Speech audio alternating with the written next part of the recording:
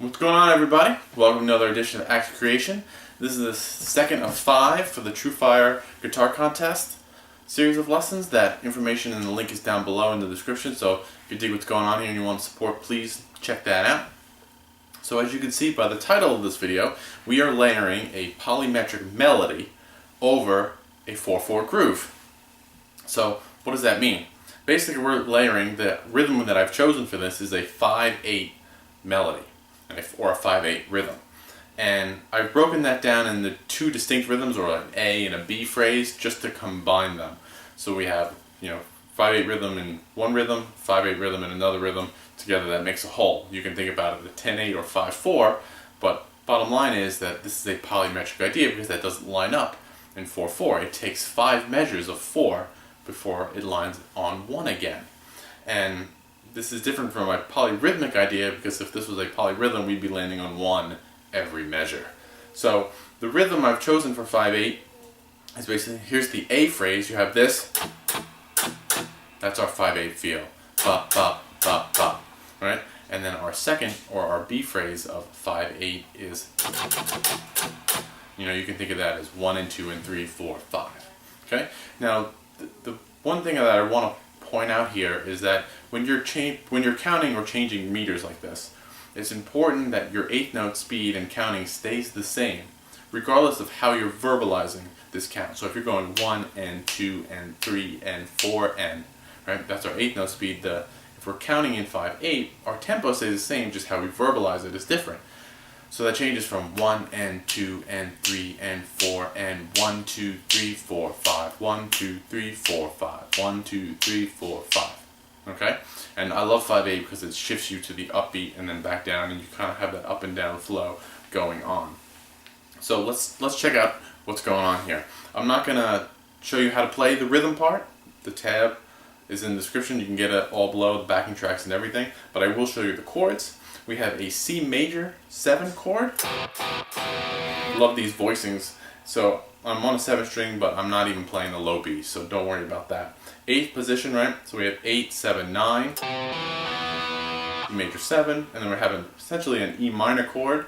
It's really just a power chord, but the melody is going to imply E minor. It's 7, 7, 9. Again, really nice smooth voice leading. The only note that changes is the 8 to the 7. And then we're going to change to a B major and a B7 chord. So the B chord is 7, 6, 9. Again, smooth voice leading from the E minor chord. The only note that changes on the A string, 7 goes down to 6. And then on the D string, the 9 is going to drop down a step to bring out that B7, that dominant 7 sound. So the melody that I'm playing over that outlines that chord progression. And again, I'm not going to go into specific how to play this melody because the tab is there and we're kind of limited on time. But everything we're doing around here is basically around the E minor 12th position shape. We're just putting in the key notes to outline the harmony. So the first one is going to outline that C major 7 sharp 11 sound, which is what happens. C Lydian is in E minor, that tritone sound. So our rhythm, you can hear it, so it's bum bum bum bum ba ba ba ba ba ba ba. Right? That's our rhythm.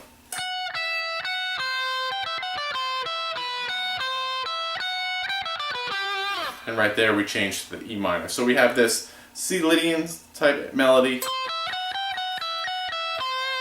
Then over the E minor chord we go. Right, kind of outlining E minor. And then when we switch to the B7, the only thing that's changing harmonically is I'm adding the D sharp in. So I'm E harmonic minor to outline that B7 sound. You could think about it as, B Phrygian dominant. But it's just E harmonic minor. And you can hear that here. Right, so we have, again, it outlines that chord, C major 7, E minor, and then the B7.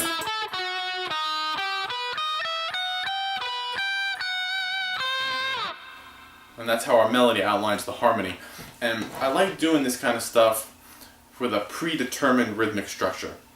Instead of trying to, how do I play in 5/8? all this time going on, if you give yourself a defined structure, a defined rhythm to outline and repeat all the way through, it's almost like you're taking a cymbal part or a keyboard part that's a repetitive nature and giving it melody, which is really fun to do and great compositional tool. So again, that rhythm just constantly repeats.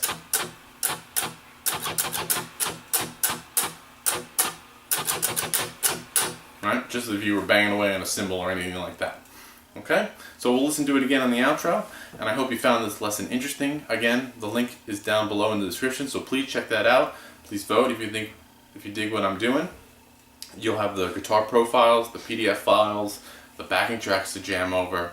Okay? So as always, let me know what you come up with, and until then, I'll see you next time. Thanks a lot.